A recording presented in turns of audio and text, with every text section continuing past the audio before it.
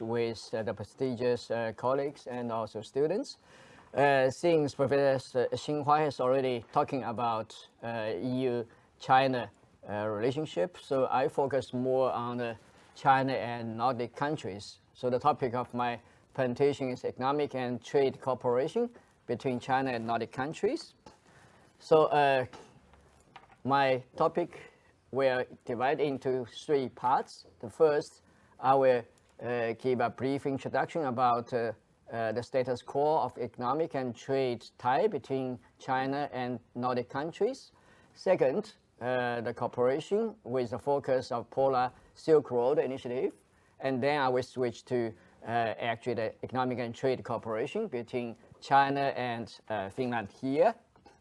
So as a whole, I will give a very brief comment about the status quo of economic tie between China and Nordic countries. So regarding the trade, China ranks first as a source for Nordic imports and second as a destination for Nordic exports among non-European states. When people are talking about investment, bilateral investment has become increasingly active for bilateral economic relationship between these two countries and region. The fields that invested are increasingly diverse. So here, bilateral trade developed rapidly, indicating a closer trade relationship. Sino-Nordic trade of goods accounts for about 5% of Nordic total external trade, and about 7% of Nordic countries' total imports, and 4 points of Nordic countries' total exports are with China. So no further expansion of trade imbalance, paving way for a more balanced trade relationship. So you can also see this graph, which I shows here. And when people are talking about trade, the trade growth slowed down since the European debt crisis, but gained steam since 2017. So here you can see the imports, export, and also the balance, the deficit. Yeah. So here, when people are talking about the share of the trade between China and Nordic countries, this graph just shows these kind of the division. Sweden, Norway, Denmark accounts for 78% of the total trade value. Finland accounts for 20% of the total value. The distribution of trade is correlated to the size of economy of each Nordic countries. And here, one by one, here you can see the graph indicates the trade between China and Iceland, China and Norway, China and Sweden, as well as Denmark, China, and also Finland, China. So here you can see the imports, exports, and also deficits, or as well as these surplus.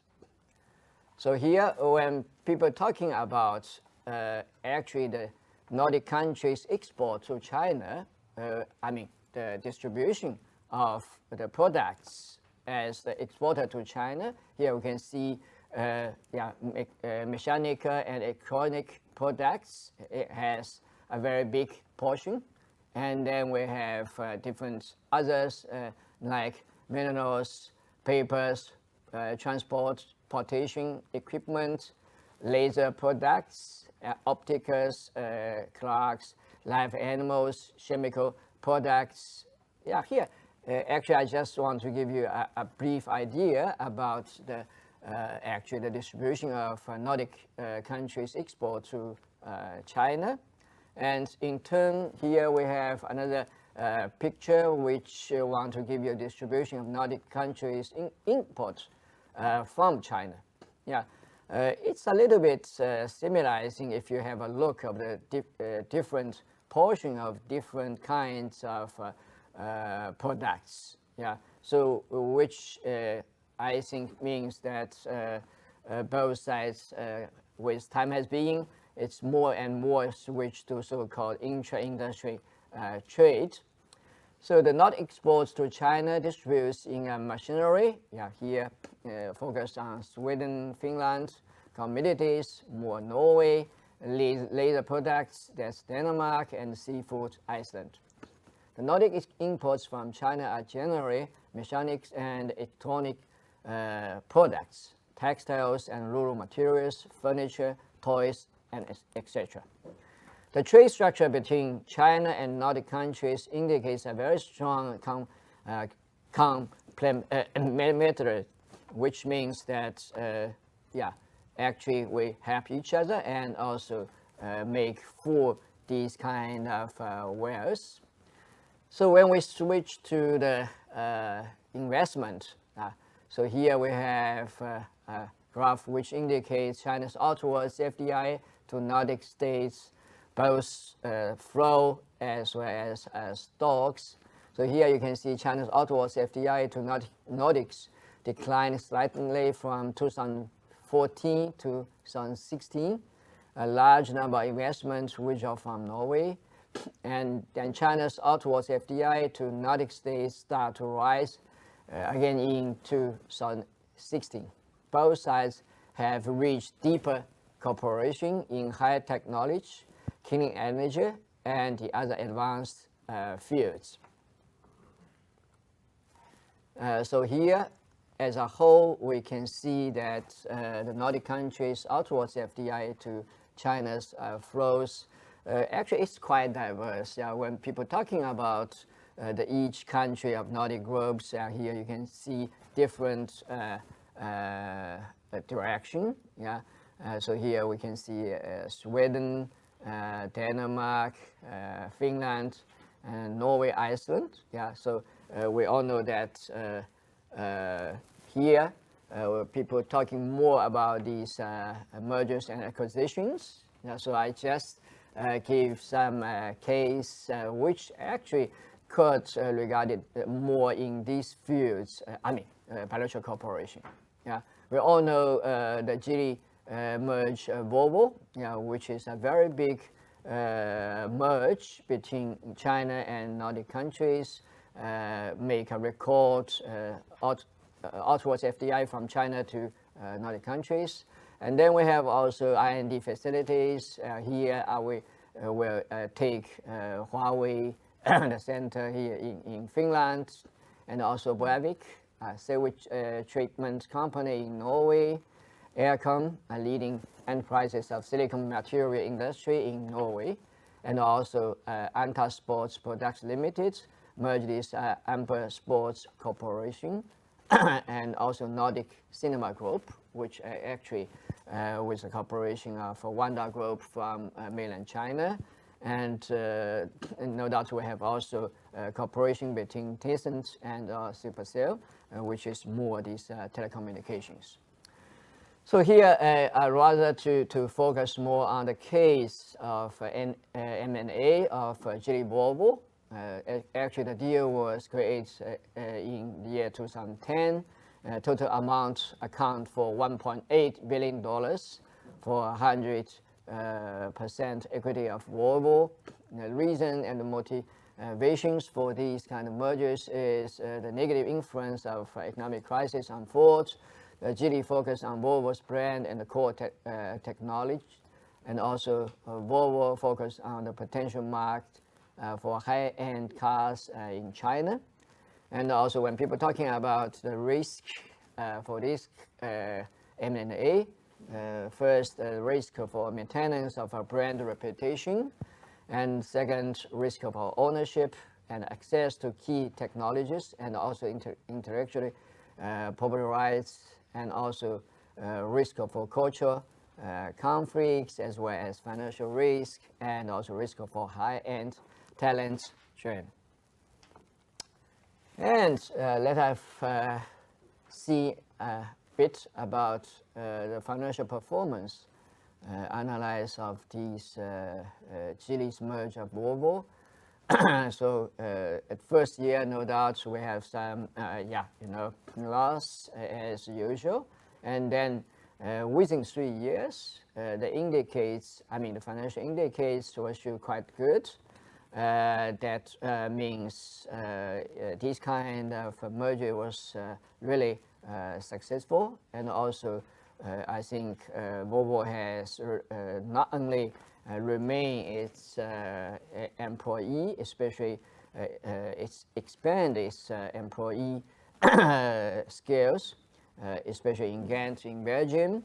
So this is really a very good example for mergers between Chile and Bobo. So here are some tables which I just want to give you the evidence that these kind of mergers good, especially after 3 years.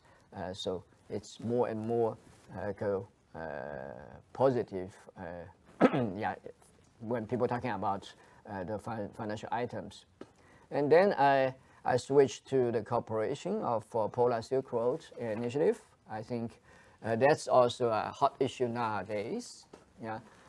When people talking about the motivation or motives of cooperation, Arctic demands for maritime transport, like Professor Xinhua has already mentioned, the establishment of Arctic roads will decrease the distance of transportation and fuel consumption by about 20% as well as 40% respectively. And also Arctic road is safer than the other roads when people are talking about these turbulence and also the piracy. Yeah. And then no doubt about the demand for cooperation in marine science innovation. Yeah. The Nordic countries ranked first in marine science innovation, renewable energy, green ship technology, marine stable management, seabed mineral extraction, bioeconomy, carbon capture, and also when people talking about the existing cooperation between China and Nordic regions, I just listed some of them, like bilateral agreement for cooperation. We have this framework agreement, Arctic cooperation with Iceland in 2012, jointly building maritime infrastructure. We know China's first Arctic research station near Iceland in Norway, and a continuous cooperation in traditional fields like joint fossil fuel exploration with Norway, Iceland, and also jointly building research think tanks like China-Nordic Arctic Research Center, which is established in Shanghai, and also more these kind of researches on Arctic Circle, Arctic Frontier. Yeah. So the Polar Silk Road Initiative, yeah, which utilizing the Arctic resources in a lawful and rational manner, and also deepening exploration and also understanding of Arctic, and also participating actively in Arctic governance and international cooperation. I think colleague Liu will also discuss talking about this. Yeah. And here we can see that in the year 2016, One Belt and One Road plan or initiative for maritime cooperation. And then in 2018, China issued a white paper, China's Arctic Policy, which actually give explanation about Chinese policy, Chinese views on Arctic cooperation. And also the Polar Silk Road Initiative could be a valuable platform for the cooperation between China and Nordic countries. So here, just a map which I want to show that the development and also the utilization of Arctic shipping roads will greatly change the world shipping pattern, and also the Arctic roads combined with Arctic Railway will no doubt reduce time and carbon emission, which is really good for climate change. And when people talking about Polar Silk Road, we also will touch with the rich energy reserve in Arctic region. Yeah, so here I think China are willing to make cooperation with the Nordic countries and also the other countries which are affiliated. So here I just listed the projects between China and Russia, and we also know that fragile ecological environment. When people talking about Arctic Circle, that's also a very important issue. China advocates the protection and the rational utilization of the Arctic, and encourage enterprises to make full use of their own capital, technology, and domestic market advantages to utilize Arctic resources through international cooperation. When people are talking about this kind of cooperation, no doubt we're also talking about the cooperation in the fields of infrastructure. So here, Norway and Finland have announced plans to build an overland railway and submarine tunnel connecting the Eastern Passage in the Arctic Circle. I think Professor Chen will later also discuss about this tunnel. And also, as far as I know, China-Finland Railway Express was started in 2018. That's Turku and Xi'an. About 70% of the money spent on the tunnel projects is expected to come from China. That's only what I learned. And then I will switch to more the bilateral economic relationship between China and Finland. So here I have this graph which indicates actually the trade between Finland and China. So here we can see that actually both sides have strengthened the economic tie. So we have this value. Actually, that indicates the sovereign debt crisis, which make a big decline. But gradually, with the economic recovery, it's kept stable. So here, these two graphs just show that the distribution of Finland's exports to China, as well as the distribution of Finland's imports from China. So both sides, I think that the main parts is mechanical and electronic products, which I think actually indicates, like I already mentioned, the so-called intra-industry trade. That was no doubt with the upgrading of Chinese manufacturing. So China's outwards FDI to Finland. So here both flows and stocks. You can see China's outwards FDI to Finland stock experienced a period of stable increase. Yeah, and also Finland and China made a new agreement on expanding bilateral cooperation between countries on technological innovation, and clean energy, as well as urbanization and stable energy in 2013, especially with the visit of President Xi Jinping here.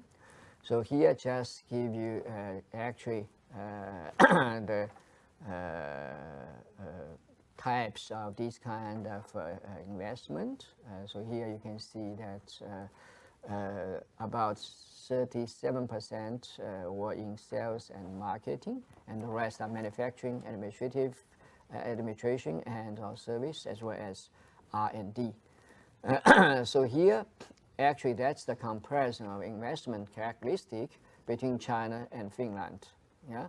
So here I just listed the fields investment, the regional investment, and also change of investment. Yeah. So here you can see that actually the differences between these two. So the Chinese investors' motives for investing in Finland, so resources seeking, FDI, market seeking, FDI, as well as the efficiency seeking, FDI. Yeah, no doubt we have also these so-called strategic asset seeking, FDI, which focus more on innovation and adoption of new technologies. Yeah. So actually, there is also some, I think, obstacles like capital account control, and also something regarding this taxation, and also the governmental incentives, and also the brand is not that well known for Chinese investors. So in the end, actually, I want to give a very brief introduction about the Chinese deepening of opening up, which President Xinhua has already mentioned, that there is actually disputes or increasing dissatisfaction from European continent, but actually China has strengthened its deepening up of opening up and reform. So here I just take two examples. One is the establishment of FTZ, first in Shanghai and then to the other 11 or 13 sports, which actually China wants to measure the gap from the request from outside, especially from the high advanced economy, includes European Union and member states of the European Union, Japan, United States, and the status quo of Chinese level nowadays, and want to find out a solution to minimize this kind of gap. The representative of this kind of experiment is actually always shortening a negative list of market access.